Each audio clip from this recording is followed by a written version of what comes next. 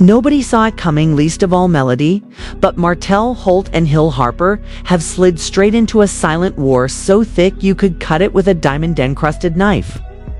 What began as mutual respect between two so-called power players quickly curdled into a bubbling stew of ego, competition, and whispered jabs, pulling everyone around them into the drama. On the red carpet, they were the perfect picture, charismatic, ambitious, flashing smiles, swapping compliments, and standing shoulder to shoulder at high-end events. But off camera, oh baby, the air was toxic. And it wasn't about cash or clout, it was about influence. Martell stormed into every room, loud, bold, unapologetic, while Hill kept his cool. Calculated composure, like a man playing a very long game. When Martell walks into a room, you feel it before you see him. Loud, bold, taking up space like he's the headline act. Hill Harper, meanwhile, glides in smooth, calm, and deadly precise, picking his words like he's crafting another bestseller. So when these two titans finally collided, it wasn't fireworks, it was a slow, silent burn. Okay, and trust me, that's what made it lethal. No one saw this setup for disaster, except maybe Melody. In their circle, she wasn't just admired for her beauty or presence, but for her sharp mind, steady composure, and zero tolerance for mess. She knew both men well, worked with them, laughed with them, and was close enough to each to be right.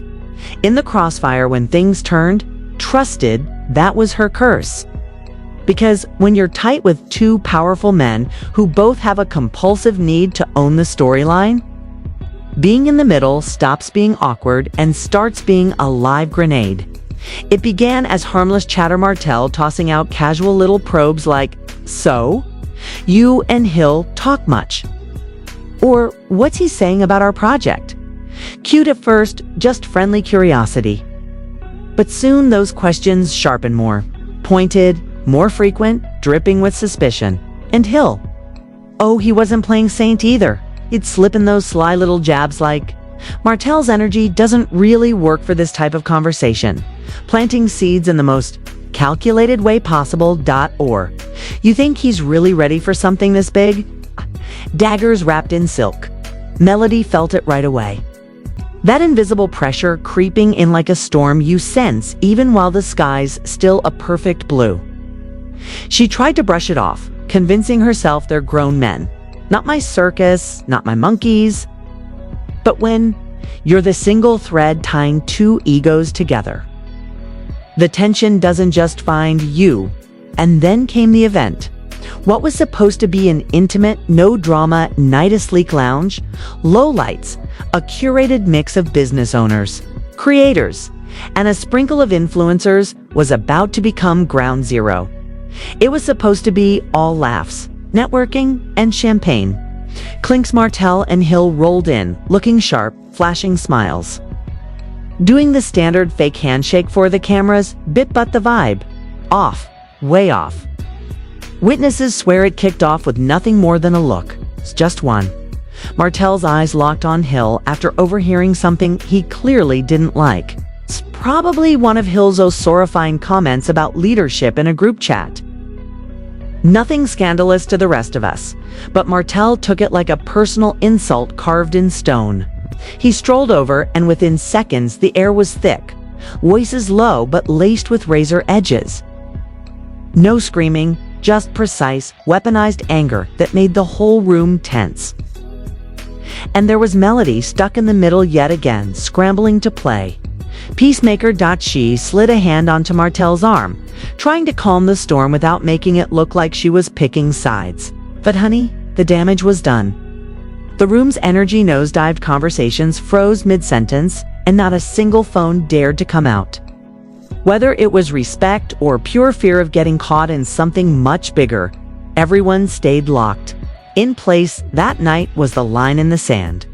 What used to be a subtle, under-thattled tension had just gone full public. From then on, it wasn't just Martell versus Hill, it was their entire ecosystems at war.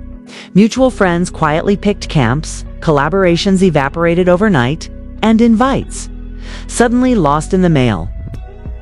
The once whispered feud had become a living, breathing beast. The war was out in the open now. And Melody was smack in the middle, still clueless about just how messy it was about to get. The fallout didn't even pause for breath. Within days, the gossip mill was grinding at full speed. Group chats exploding, DMs flying like confetti at a scandal parade. Everyone who'd been in that lounge had their own exclusive version of events. And somehow, every retelling cranked the drama up another notch. Martell's camp swore Hill had been tossing shade for weeks. Questioning Martell's credibility behind closed doors, Hill's crew shot back that Martell was spiraling, reckless, emotional, and dragging personal baggage right into business. And Melody, she was the unwilling centerpiece in a scandal she never signed up for. She'd officially become the accidental centerpiece of the circus. Suddenly, the whispers got uglier. Was there something going on with one of them? Was she playing both sides? Was she the spark that lit the whole feud? It's none of it true. But truth doesn't matter when the rumor mill's already printing headlines. In just days, Melody went from respected collaborator to the problem. Everyone whispered about in dark corners. And all because two fully grown men couldn't keep their egos in check. Feeling boxed in, Martell went full cryptic on social media, dropping lines like, "Loyalty should never be questioned, but sometimes silence says it all," turning every post into a riddle designed to stir the pot. And fake smiles don't hide real intentions. Okay. No tags, no names, but please. Everyone knew exactly who Martell meant. Hill Harper, ever the chess player, took the high road, or at least the appearing high road. No messy tweets, no sub-tweet wars. Instead, he slid into a perfectly timed podcast, speaking so graciously about the value of authenticity in relationships and how ego can wreck what respect once built. Calm, smooth, but every word sharp enough to leave a mark. Meanwhile, behind the curtain, Melody was coming apart. Her phone wouldn't stop buzzing, friends fishing for the tea, colleagues pressing for her official stance. And even Brand started keeping his distance, clearly scared of catching whatever social plague this feud had become. She tried to stay low, keep her name out of the blast zone, but then came that moment. Sitting at home, mindlessly scrolling, she opened a message from a mutual friend. Inside, a screenshot from a group chat she wasn't even in. Martell had typed, "Melody's playing both of us, and I'm done protecting her." Her stomach didn't drop out of it. Dropped because she knew the game had changed. This wasn't rivalry anymore. It had morphed into betrayal, or at least the performance of it. The cruel twist. Melody had never betrayed either of them, but truth was irrelevant now. The perception alone was enough to burn everything down. If anything, she'd been the shield protecting them from each other. Keeping the peace, biting back receipts she could have easily unleashed to clear her own name. But none of that mattered. Now, once people decide they've been betrayed, facts are just background noise. And then came the secret. Not something she went looking for, just an accidental stumble. A message left open on a shared device. Conversation she was never meant to read. At first, it seemed harmless, like chatter between Hill and a mutual friend. But the deeper she scrolled, the darker it got. The more she read, the colder it got. This wasn't small talk. This was orchestration. The thread spelled out something far nastier than bruised egos or crossed wires. It exposed a calculated business move Hill had pulled months earlier, one that quietly undercut a major deal. Martell had been courting with a high-profile investor. Hill had slipped in first, locked down the deal in total secrecy, and never breathed a word.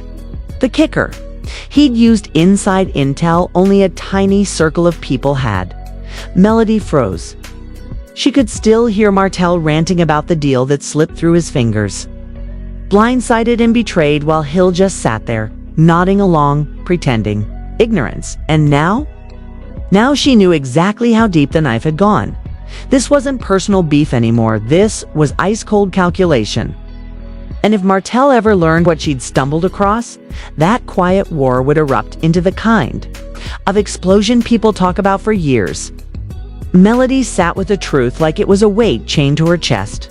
The screenshots, the messages, the proof, it all pressed down on her, brick by brick. Telling Martell would ignite a blaze she'd never be able to put out. Staying silent meant shielding someone who had played both of them like amateurs.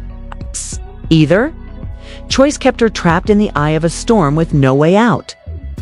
She finally made her call one night, jolting awake from a dream that felt less like fantasy and more like a warning. In the dream, she watched Martell walk away, clueless to the truth. The guilt gnawed at her, even in her sleep. So she grabbed her phone and sent a message, not dramatic, just for loaded words. "We need to talk in person." When Martell stepped into the room, the air tightened. No seat, no smile, just folded arms and a stare that said, "Get to it." Melody didn't waste a second. She laid it all out, the messages, the dates, the names. At first, his face was stone.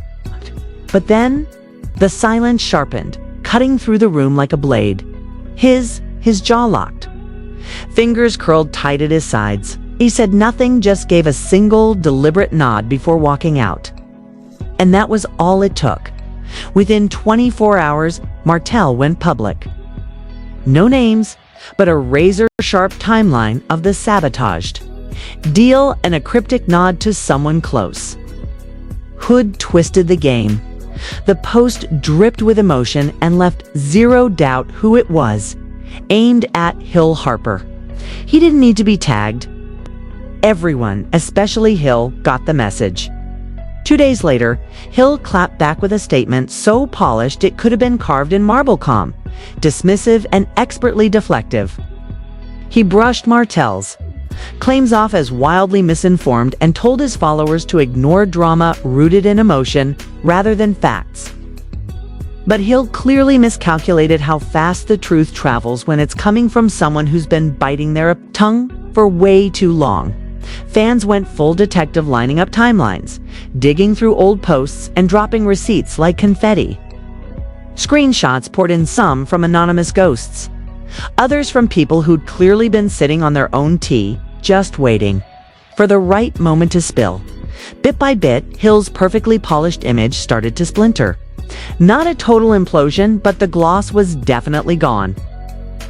Melody stayed silent, her name safely out of the public narrative, and she intended to keep it that way. But behind the scenes, the emotional toll was savage. Friends drifted, projects froze, and worst of all, she started questioning herself. Not for spilling the truth, but for ever stepping into the orbit of either man in the first place. Martell reached out one evening, weeks after the dust had settled. No anger this time, just a heavy, quiet honesty. He told her he wasn't mad, just exhausted. Exhausted by the games, the posturing, the constant need to stay 10 steps ahead. Melody listened, but kept her words locked away. She had nothing left to give. Not to him, not to Hill, not to the version of herself who once thought she could hold it all together. Hill never reached out, not a word, not even a half-hearted "Thanks for keeping" his name out of it. Eventually, the noise died down. The public moved on, chasing fresher scandals. But the crack between Martell and Hill's stayed a fault line, sealed with pride. And too much history, Melody started over in silence. No spotlight chasing, no PR games. She built something smaller, calmer, far from the whispers, far from the war that never should have existed. And the twist? None of them walked away spotless, not even close. But maybe that's the thing about real life. Truth doesn't always fix the wreckage. Sometimes.